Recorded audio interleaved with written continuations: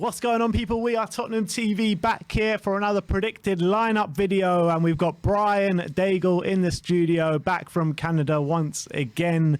Good to have you, Brian. Good to have you. Mate, there's nothing better to be doing than sitting here next to you in this wonderful studio, spending time with you guys. I get withdrawal symptoms when I'm back in Toronto, so I'm getting my fix.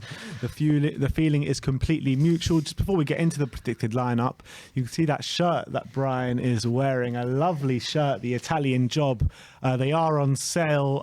Link will be in the description below. We've also got Heung-min Son shirts, and we've also got We Are Tottenham shirts as well. So if you want to get yours, grab yours. We've just restocked on the Son shirts. They did sell out very quickly. They have been restocked, so we've got all sizes available once again. So if you want yours, grab yours in the description. Link will be in the description below. And we've got another plug as well for a great YouTube channel where you can see this guy's face on a regular basis.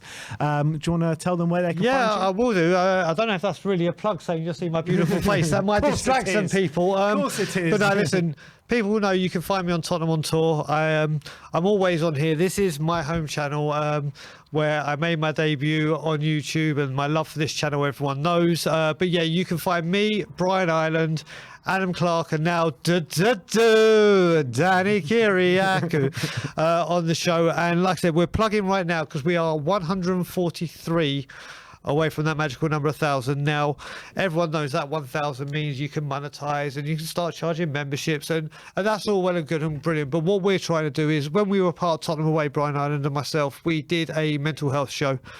And it's something very near and dear, close to my heart. And we're planning to do another huge one in January, but this one, a real in-depth one. And Brian and I have decided what we're going to be doing is, if we can get to the 1,000 subscribers before then, every single penny from those super chats that come in, and please God they do come in, we're going to donate 50-50 towards mental health charities here and back in Toronto. So that's the reason we are really pushing. So please, whether you like my Levy rants, you don't like my Levy rants, you like me talking Spurs or not, please just help us get to that 1,000 on Tottenham on Tour. All right. Well, that is going. Everyone subscribe to Tottenham on Tour. But for today, it is We Are Tottenham on Tour today. Damn right. And let's get into the predicted lineup. And let's start off with the team news for this weekend. Yeah, I mean, when it comes to injuries and suspensions, we haven't got any suspensions whatsoever. We've just got the two injuries that we're all aware of, which is Romero and Ryan Sessegnon, who picked up the injury against Liverpool. So they're the only two definites that are out. Otherwise, Conte has a fully fit team to choose from. Yeah, so in his press conference, he was saying he's got a clean bill of health apart from those two players. No more COVID situations or anything like that. So we are going into this with a more or less fully fit squad apart from those two players. In terms of the formation, we're going to go for a 3-5-2 or a 5-3-2, whichever way you want to look at it. And starting off in goal with Hugo Laurice. Yeah, I think this is like the most obvious and easiest pick of the lot. He's been fantastic under Conte, and there's absolutely no reason why he won't carry on. Easiest choice to make there. Yeah, and he's seemed to add being very commanding from crosses to his game under Conte, hasn't he? He has. Not just that, when his punching has literally got so much better. But the one thing I didn't get to say on the show we were just on, a lot of people were blaming Dyer for that goal against West Ham. Yes, the pass was awful, but once again, as I've said to you a million times, it's come from Hugo Laurice playing it short at the back, and apparently Conte screamed at him afterwards saying, "Don't do that." But yeah, he has been, and I just hope now we get this contract situation sorted, because he needs a new one, and quick. Mm-hmm. All right, that's Hugo Laurice in goal. Right centre-back is going to be Davinson Sanchez. Yeah, I'm very happy about this. Like I said, I'm one of the people that have been all aboard the Sanchez Express, and it was very good. That was very so yeah, we're all aboard. I have my travel card. He has been good. Like I said, he's not aesthetically pleasing. He's like a Colin Calderwood. He just got the job done. There's a blast from the past, isn't it? I once sat next to him at Arsenal away a few years back. Yeah, he's a beast. I wouldn't get on the wrong side of him. But yeah, same with Sanchez. Listen, he's performed very well. We know he's got a mistake in him, but I've been delighted with what he's been doing. For me, Sanchez should be probably the first defender to go that we've got. I mean, I know he is playing well at the moment. I'm not getting away from that. But what I would say about Sanchez is that he's not as comfortable on the ball as maybe the other two are, maybe a Davis or a Dyer. And that's what Conte really wants from his centre-backs, to be comfortable on the ball, be able to play out the back, to be able to be playing those kind of big through balls that Dyer does play. So I think with Sanchez, yeah, I'm happy with the way he's what he's doing at the moment. But long term, I can't see him having a place in this team. Well, no, I mean, let's face it, as soon as Romero's fit, it's bye-bye Davinson and you're on the bench again, and you're only playing the games that obviously we need to rest or rotate. But listen, if we look at that back three, I mean, and we'll talk about the other two in a minute, they've done a stern job. And you can, if people are quick to criticise, they've got to be quick to also say, do you know what, he's doing well. And for me, he's doing exactly what we need to be doing. All right, alongside Davinson Sanchez in the middle, we're going to put Eric Dyer, ever present under Conte. Yep, and I think it will continue. I mean, obviously, again, we keep talking about squad rotation and game management. He is probably one of the fittest players of the squad. He's always had this build, physique and stamina, and he's looked very, very commanding. He really has. I mean, I think the only foot he's really put wrong, apart from that West Ham one, was the Newcastle own goal, in all honesty. So, yeah, he is definitely the centre of that back three. And then on the left-hand side is going to be Ben Davis, who obviously has come on leaps and bounds under Antonio. Oh, not only leaps and bounds. If you look at it, under Mourinho, remember when he played 9 games in a row and then against Brighton away, he was woeful. And he was just burnt out. I don't know what Conte is doing with him, but he is working a treat with him. And I can't believe how forward he's getting all the time. I know, it's mad. He's getting more forward as a centre-back than he was as a left-back. But he's looking very, very comfortable there. And his time at Wales is helping him. Yeah, definitely. So that's the back three. In terms of the right wing back, I mean, Doherty played against West Ham. Emerson got the rest, so we're going for Emerson to come straight back in for this one. Yeah, I mean, I was thinking Doherty might be start, but like you said, Emerson did get rested, so you've got to think it's to come straight back in on this game. Let's just hope this is the game with it being the Christmas season where he gets a crossing. The thing is with Emerson, he actually cast your mind back to last time we played Palace. That was his debut, wasn't it? Yep. And obviously got given a torrid time that day. But hopefully he's learned a lot from being in English football as much as he has been, and he can bring it a much better performance. But what do you assess Emerson? How do you assess him so far? Do you like him? Do you not like him? There's a lot of polarising opinions on him. So you and me went to a couple of games where I was back last time, and I think it was Aston Villa. He was superb. And against Man U, he started off well.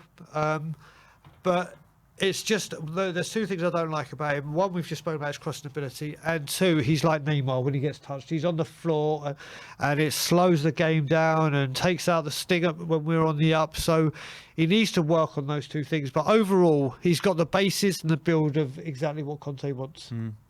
All right, so that's right wing back, left wing back. Seeing as Session is out, we only have one option in Sergio Reguilon. Are you worried about overplaying him, seeing as he's just come back from injury? Do you know, I think with him being so young, it's not so much of an issue. But he seems to be having like one great game, one not so much, one great game, not so much. So let's just hope this is one of the ones where he is on his good form, because honestly, if there's a manager that's meant for a player, it's these two, and hopefully we can start seeing it. And he didn't have such a good game against West Ham, as opposed to maybe, I mean, he wasn't bad or anything, but he didn't have that kind of attacking dominance that he has shown under Conte so far. So this is going to be the good game then. Exactly. Let's hope so. I'll be there to see it. So hopefully it will be. Let me run through that back line with you one more time. So it's Hugo Laurice in goal, Emerson right wing back, Reguilon left wing back, Davis, Dyer and Sanchez in the back three. Now let's look at the midfield three, and the first player we're going to look at is Harry Winks. Yeah, I mean, he has been that Liverpool game. No one expected it. No one expected it. Maybe he was capable of it, but no one expected it, especially in that game. And beforehand, last week we would have said, I don't want to see him anywhere near the team, and now he's like a certainty. So it shows the great work that he's done. Everyone was saying that, and I'm included in that, was saying that his attitude stinks and he's not going to learn. Well, he's proven us wrong. All right, it's only one game, but it's very encouraging. Look, you say it's only one game, and yes, it's only 90 minutes, the game he played against Liverpool, but He came on in the latter stage of the West Ham game, showed a lot of energy, a lot of passion, and he was putting himself about. He started that Leeds game under Conte, and maybe, he wasn't that good in the first half, but second half, I thought he really provided for the team going forward and what have you. So I think he's actually had a string of performances where we can say, look, this guy's playing well. I actually think you're right. I take back what I said, but also, do you know what? And I'm sure you talked about it during the week. What I loved in the Liverpool game is not just the sliding tackle that set up the first goal, but when you watch the replays and see Harry Kane put that away, Harry Winks drops to his knees like Jurgen Klinsmann used to, and literally giving that, you could see the emotion pouring out of him and the passion. So well done, Harry Winks, and let's just hope you can keep fit, get a consistent run of games, and do what you've been doing. Conte talks about players, giving themselves to him, and he'll give themselves and he gives it back. You know what I mean? The complete passion. You need to give 100% to the team. Otherwise, there's no point being there, right? I think Harry Winks is a player that's doing that. 1,000,000,000%. It's like we were saying before when he first came in, if there was any player I thought that might get the get out of jail free card out of all the Deadwood or the people that we wanted out, he was the one that I said could probably get it. And Stelios said this a lot as well, that we have been playing him in his right position. This is his position that Conte is playing him in, and we're seeing what it's doing when he's playing in the position that he was nurtured to be. So let's hope this continues. All right, alongside Harry Winks, we're going for another academy graduate in Ollie Skipp to start the game. Obviously, he got taken off fairly early in the second half against West Ham, but he did have a brilliant game. So we're going for him to go straight back in. Yeah, I mean, Benjamin Button, as I call him. he looks so old facially, but do you know what?